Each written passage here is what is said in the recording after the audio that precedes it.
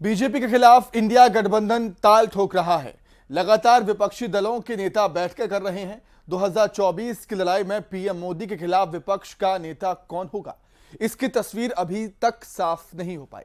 नीतीश कुमार का नाम पीएम उम्मीदवार के तौर पर उछला जरूर है। ऐसे में सवाल वहीं पर घूमकर आ रहा है कि क्या नीतीश के नाम पर इंडिया में सहमति बन पाएगी।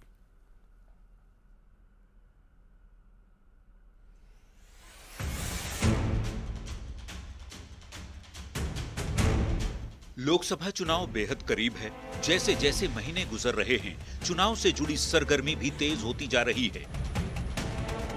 इस बीच नीतीश कुमार को पीएम पद का उम्मीदवार बनाने के लिए लालू प्रसाद खुद फ्रंट फुट पर आकर बैटिंग कर रहे हैं।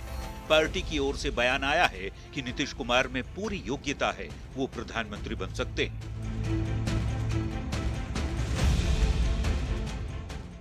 बिहार के लोग चाहते हैं कि बिहार का कोई प्रधानमंत्री बने। पहला राष्ट्रपति देश को बिहार ने दिया था।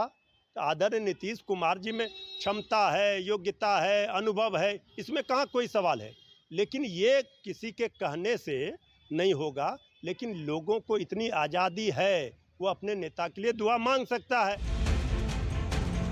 इस बीच विरोधी दलों के गठबंधन INDIA में सीट बंटवारे के साथ ही नीतीश कुमार और लालू प्रसाद के बीच हो रही मुलाकातों पर JDU कोटे के मंत्री और नीतीश के करीबी संजय झा का बयान भी कुछ उसी ओर इशारा कर रहा है। मैक्सिमम जगह 1 to 1 लड़ाई रखना, यही हम लोगों का लास्ट मीटिंग में तय हुआ था और मेरे ख्याल से उसमें ऑलरेडी मूवमेंट हो रहा है। प्रधानमंत्री कैसा हो, नीतीश कुमार जैसा हो। पर बिहार विधानसभा में नेता प्रतिपक्ष विजय सिन्हा कहते हैं कि देश का अगला पीएम वही बने जो अपराध और भ्रष्टाचार से मुक्त हो, कुर्सी के लिए अपराधियों और भ्रष्टाचारियों से समझौता नहीं करने वाला हो।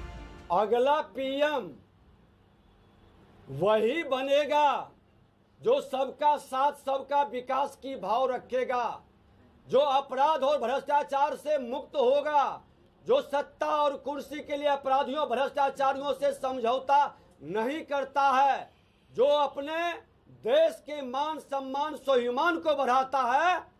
खोज ले पूरे देश में ऐसा व्यक्ति कौन है। INDIA गठबंधन की 3 राउंड की बैठकें हो चुकी हैं। विपक्ष के चेहरे पर अब तक सहमति नहीं बन सकी है। नीतीश कुमार पहले कह चुके हैं वो पीएम पद की रेस में नहीं है। RJD JDU के नेता नीतीश को रेस में आगे बताते रहे हैं। बाकी पार्टियों के नेता नीतीश के नाम पर पत्ते नहीं खोल रहे।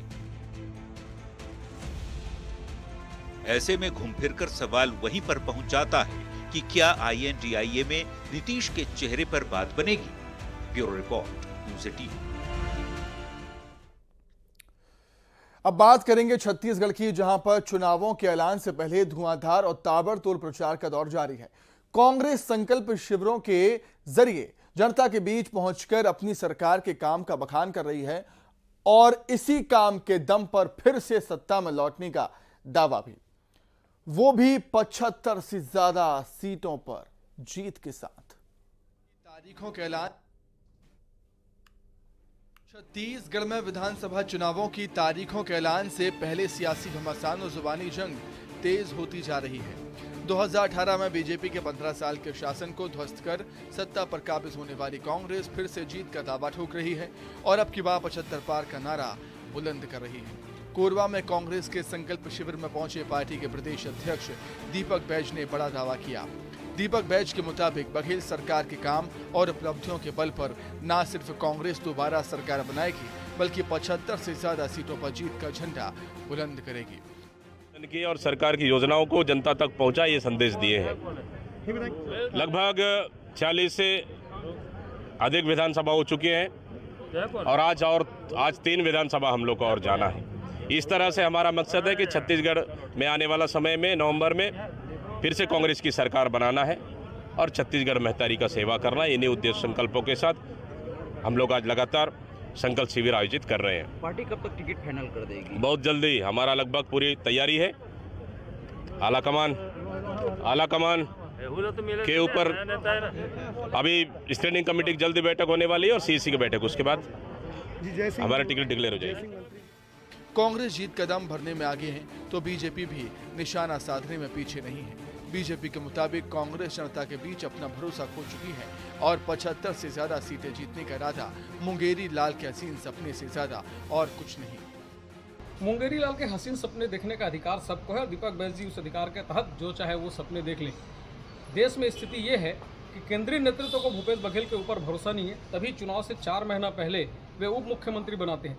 प्रदेश की जनता के बीच कांग्रेस अपना विश्वास खो चुकी है, चाहे वो महिलाओं की बात करें, युवाओं की बात करें, चाहे कर्मचारियों की बात करें। छत्तीसगढ़ में सियासी संग्राम चरम पर है। चुनाव प्रचार के शोर में वादों और दावों के साथ साथ वार पलटवार का दौर है। अब देखना यह है कि क्या कांग्रेस देश में अपने मजबूत गढ़ में से एक बन चुके छत्तीसगढ़ को बचा पाएगी या बीजेपी अपना जीत का सूखा खत्म करने में सफलता हासिल करेगी। Bureau report, news 18। वहीं मध्य प्रदेश के चुनावी मैदान में बीजेपी को बड़ा झटका लगा है। पार्टी के दिग्गज नेता और शिवराज सरकार में कैबिनेट मंत्री यशोधरा राजे सिंधिया ने चुनाव लड़ने से इनकार कर दिया।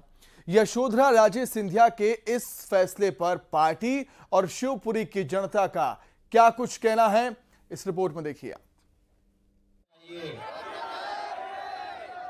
क्योंकि सरकार भी तो बनाना है, अपने को सरकार बनाना है ना।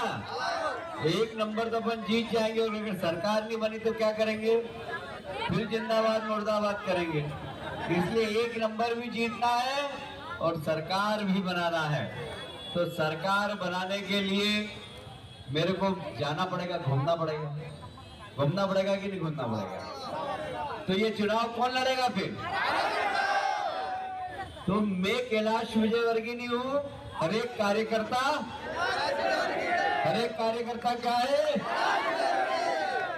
ये मान के यदि हमने चुनाव लड़ा तो चुनाव में कोई परेशानी नहीं होगी। मैं बहुत विनम्रता से कहना चाहता हूँ। 2 दिन पहले बीजेपी के राष्ट्रीय महासचिव कैलाश विजयवर्गीय का दिया गया ये बयान सियासी गलियारों में खूब सुर्खियां बना। अब बीजेपी की एक और कद्दावर नेता ने अपने बयान से सियासी खलबली बढ़ा दी है। शिवपुरी से विधायक और शिवराज सरकार में खेल मंत्री की जिम्मेदारी संभाल रही यशोधरा राजे सिंधिया इस बार का विधानसभा चुनाव नहीं लड़ेंगी।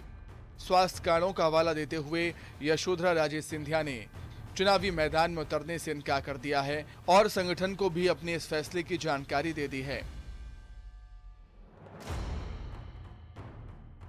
पहले विजयवर्गीय और फिर यशोधरा राजे सिंधिया। बीजेपी के दिग्गजों के ऐसे बयान और फैसले पार्टी के लिए मुसीबत खड़ी कर रहे हैं। हालांकि संगठन सफाई दे रहा है और यशोधरा राजे सिंधिया के चुनाव नहीं लड़ने की वजह को जायज भी बता रहा है। यशोधरा जी हमारी वरिष्ठ नेता हैं। आपको ये जानकारी मैं बता देता हूँ, लगभग 3-4 माह पहले से कोरोना से वो चौथी बार प्रभावित हुई। उन्होंने व्यक्तिगत मिलकर के मुझे भी कहा, हमारे वरिष्ठ नेतृत्व को भी कहा कि मैं हेल्थ इश्यूज के कारण इस बार मुझे जितना नीचे जाना चाहिए उतना मैं जा नहीं पा रही हूं। इसलिए उन्होंने संगठन से, हमारे नेतृत्व से अनुरोध किया है कि मैं चाहती हूं कि इस बार का चुनाव में न लड़ूं। इसका अर्थ नहीं है कि वो कोई हेल्थ इश्यूज के कारण से उन्होंने कहा है। यशोधरा राजे सिंधिया जैसी दिग्गज नेता का चुनावी सियासत से दूर हो जाना बीजेपी के लिए किसी झटके से कम नहीं। दूसरी तरफ शिवपुरी की जनता की राय भी मिली जुली है। हाँ, तो सही कही है उन्होंने, स्वास्थ्य के कारणों से वो चुनाव नहीं लड़ रही। और का तो आप क्या चाहते हैं, वो लड़े या ना लड़े? अब वो लड़े तो अच्छी बात है, क्योंकि वो विकास तो करती हैं और वो नहीं लड़ेंगी और कोई लड़ता है तो यहाँ बीजेपी की सीट निकलना असंभव है। यही कहना है कि वो हार की वजह से नहीं लड़ेंगी। अच्छा, या उनको डर हो गया होगा हारेंगे अब की बार, इसलिए नहीं लड़ेंगे। पेपर के माध्यम से मालूम चला है कि वो चुनाव के बारे में उन्होंने ऐसा बोला है, लेकिन अभी कोई ऐसी बात नहीं है। यशोधरा राजे सिंधिया 1998 से अब तक 4 बार विधायक रही हैं। साथ ही ग्वालियर लोकसभा क्षेत्र से सांसद भी रह चुकी हैं। पिछले 2 विधानसभा चुनावों में उन्होंने बड़े अंतर से कांग्रेस प्रत्याशी को शिकस्त दी थी। अब यशोधरा राजे सिंधिया ने चुनाव नहीं लड़ने का ऐलान करके बीजेपी के सामने बड़ी चुनौती खड़ी कर दी है। चुनौती ये कि यशोधरा राजे के बाद अब किस चेहरे पर जीत का दाव लगाया जाए। ताकि अभेद गढ़ बन चुके शिवपुरी पर बीजेपी का झंडा लहराता रहे। Bureau report, news 18। तो 2023 का विधानसभा चुनाव बीजेपी के लिए वैसे ही चुनौतियों भरा रहा है, क्योंकि सर्वे के आधार पर जिस तरीके से हमने देखा, मिलीजुली प्रतिक्रियाएं जनता के सामने आ रही हैं, कड़ी टक्कर की बात हो रही है। और ऐसे में बीजेपी के दिग्गज नेताओं के ये बयान क्या बीजेपी की मुश्किलें बढ़ाएंगे, बीजेपी इसे कैसे टैकल करेगी, और यशोधरा राजे अगर चुनाव नहीं लड़ेंगी तो शिवपुरी में बीजेपी का चेहरा कौन होगा? क्या सिंधिया को विधानसभा चुनाव का टिकट बीजेपी देगी, जैसे कि दूसरी सूची में बीजेपी ने सांसदों को, केंद्रीय मंत्रियों को उतारा है? तीसरी सूची में शिवपुरी का जिक्र होगा क्या? शिवपुरी से कौन होगा, वो देखने वाली बात होगी। चलिए आगे बढ़ते हैं।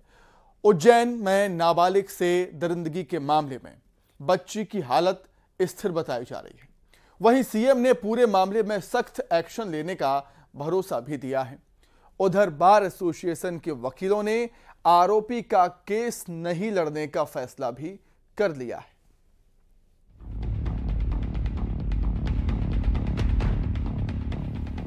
उज्जैन में नाबालिग बच्ची के साथ हुई दरिंदगी ने पूरे देश को झकझोर दिया। मामले में पुलिस ने तुरंत कार्रवाई की और आरोपी को गिरफ्तार कर लिया।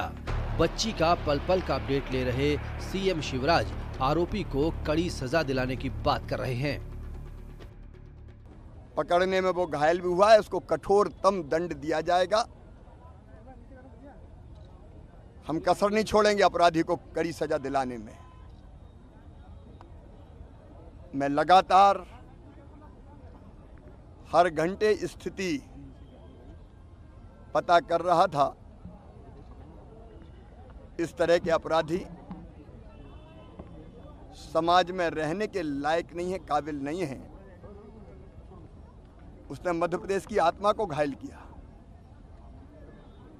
बेटी मध्य प्रदेश की बेटी है,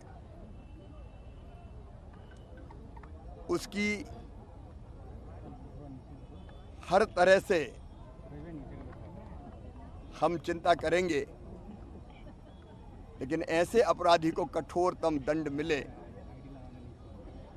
इसमें कोई कसर नहीं रहेगी। वो मेरी बेटी है, मध्य प्रदेश की बेटी है, मैं चिंता करूंगा। इंदौर के एमटीएच अस्पताल में बच्ची का इलाज चल रहा है और हालत स्थिर बताई जा रही है। फिलहाल मासूम को लिक्विड डाइट पर रखा गया है। वहीं बार एसोसिएशन ने घटना को बेहद संवेदनशील मानते हुए आरोपी की पैरवी नहीं करने का फैसला किया है। इस घटना को लेकर जितनी निंदा की जाए कम है। बार एसोसिएशन का कोई भी अधिवक्ता, मैं उनसे अनुरोध करता हूं कि ऐसे दरिंदों की कोई पैरवी नहीं करे और कानून से हम न्यायालय के अंदर शीघ्र ट्रायल चलवा कर हम ये कोशिश करेंगे कि उसको कड़ी से कड़ी सजा मिले और जहां तक हो सके तो उसको फांसी की सजा दे। रेप के आरोपी की कोर्ट में पेशी हुई और कोर्ट ने आरोपी को 7 दिन की न्यायिक हिरासत में भेज दिया। आरोपी के घायल होने की वजह से उसे इलाज के लिए इंदौर भेजा गया है। रेप मामले में आरोपी के पिता का भी बयान सामने आया है। आरोपी भरत के पिता राजू सोनी ने कहा कि अगर मेरे बेटे ने ऐसा अपराध किया है तो उसे मौत की सजा हो। अरे गलत क्या बाबूजी, बहुत ज्यादा गलत हुआ है, ये बहुत ही ज्यादा गलत हुआ है। ये तो बेकार काम हुआ है। ये तो कोई भी हुआ, इसको तो सजा मिलनी चाहिए। इसको तो क्या सजा मिले? उसको जीवा मौत के सिवा और क्या सजा दे सकते हैं आप? आपको लग रहा है मौत की सजा देनी चाहिए? अपराध किया तो जरूर होना चाहिए ना बाबूजी। आपने कहा एक पिता हैं आप, एक पिता हैं और बेटा आपके बेटे ने इस तरह का कृत्य किया है। आपको लग रहा है कि किस तरह, आपने कहा मौत की सजा उसको देंगे, किस तरह की मौत की सजा आप कह रहे हैं? तो मौत की सजा देंगे जब तो दूसरा अपराधी बचेगा, इससे नहीं तो अपराध तो होते रहेंगे। इससे अपराधी को मौत की सजा नहीं देंगे तो फिर क्या दोगे आप? आप होते तो क्या करते हो आप सजा देने के लिए? सजा देने के लिए वो तो पुलिस कस्टडी में, मैं तो मार देता जाकर इसको। इतने दिन हो गए, मेरे को मालूम पड़ जाती तो मैं तो मार देता इसको, या तो फिर पुलिस के हवाले करता अगर मेरे को नहीं मारना होता तो। उधर महाकाल थाने के टीआई ने बच्ची को गोद लेने की बात कहकर एक अच्छी पहल की है। उम्मीद है शरीर के साथ साथ दिल दिमाग के जख्म भी भरने में मदद मिलेगी। उज्जैन में अजय पटवा के साथ ब्यूरो रिपोर्ट, न्यूज़ 18।